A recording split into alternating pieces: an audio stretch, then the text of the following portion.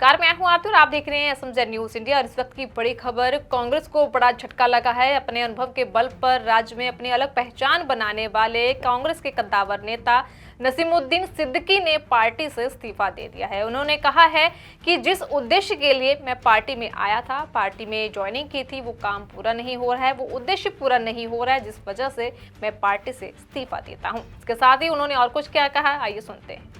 उत्तर प्रदेश की राजनीति में एक बार फिर से बड़े फेरबदल की आहट सुनाई दे रही है। बहुजन समाज पार्टी के कद्दावर नेता रहे और पूर्व कैबिनेट मंत्री नसीमुद्दीन सिद्दीकी ने कांग्रेस पार्टी से इस्तीफा दे दिया है। सिद्दीकी के साथ करीब 72 अन्य दिग्गज नेताओं ने भी कांग्रेस को अलविदा कह दिया, जिनमें लगभग 2 दर्जन पूर्व विधायक शामिल हैं।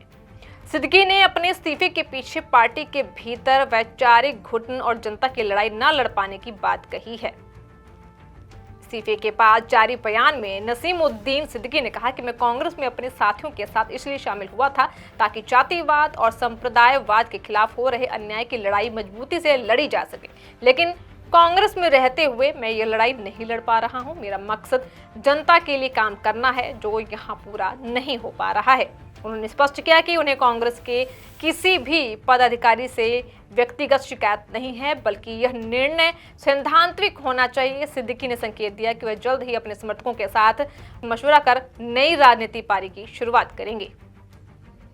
नसीमुद्दीन सिद्दीकी की राजनीतिक सफर की बात करें तो उनका राजनीतिक सफर जो है 1988 में बांदा नगर पालिका अध्यक्ष पद के चुनाव से शुरू हुआ। हालांकि इस चुनाव में उन्होंने हार का सामना करना पड़ा, जिसके बाद उन्होंने बसपा ज्वाइन की। 1991 में बसपा के टिकट से नसीमुद्दीन ने बांदा सदर सीट से विधायक का चुनाव जीतकर इतिहास रचा। वे न केवल बांदा के पहले मुस्लिम विधायक बने, बल्कि धीरे धीरे मायावती के खास और भरोसेमंद नेता भी बन गए।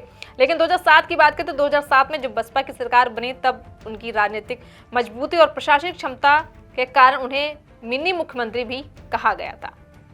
नसीमुद्दीन सिद्दीकी ने बसपा सरकार में कई महत्वपूर्ण पद संभाले। जब मायावती 1995 में पहली बार मुख्यमंत्री बनी, तब उन्होंने कैबिनेट मंत्री बनाया गया। इसके बाद 21 मार्च 1997 से 21 सितंबर 1997 तक शॉर्ट टर्म गवर्नमेंट में मंत्री रहे। 3 मई 2002 से 29 अगस्त 2003 तक 1 साल के लिए वे फिर कैबिनेट का हिस्सा रहे और इसके बाद 13 मई 2007 से 7 मार्च 2012 तक फुल टाइम गवर्नमेंट में मंत्री रहे। उनकी नीतियों और प्रभाव के कारण उन्हें पश्चिमी यूपी में एक मजबूत नेता माना जाता रहा। दिलचस्प बात यह है कि रसूख बढ़ने के साथ ही उनके परिवार में भी राजनीतिक महत्वाकांक्षाएं जागी, जिसे लेकर बाद में कुछ विवाद भी हुए। सिद्दीकी ने बताया कि पार्टी ने उन्हें चुनाव लड़ने का ऑफर भी दिया था, लेकिन अब उनकी इच्छा चुनाव लड़ने की नहीं, बल्कि प्रत्याशियों को जिताने के लिए प्रचार करने की है। कांग्रेस में एंट्री के बाद अब इस्तीफा नसीमुद्दीन ने फरवरी 2018 में बसपा छोड़कर कांग्रेस का दामन थामा था, जहां उन्होंने पश्चिमी यूपी में प्रांतीय अध्यक्ष पद संभाला। हालांकि अब उन्होंने कांग्रेस से इस्तीफा देकर अपने राजनीतिक करियर सफर में एक नई दिशा का संकेत दिया है। यह उनका कदम क्षेत्रीय सियासत और पार्टी की रणनीति में चर्चा का विषय बना हुआ है। अब आगे क्या होगा? बसपा से निष्कासन के बाद कांग्रेस में शामिल हुए सिद्दीकी का अब ये कांग्रेस छोड़ना यूपी की राजनीति में एक नए समीकरण बना सकता है। चर्चा है कि वे अपनी पुरानी पार्टी बसपा में वापसी कर सकते हैं या फिर समाजवादी पार्टी का दामन थाम सकते हैं। हालांकि उन्होंने अभी अपने पत्ते नहीं खोले और कहा कि जहां समर्थकों की सहमति होगी, वहीं से जनता की लड़ाई लड़ेंगे।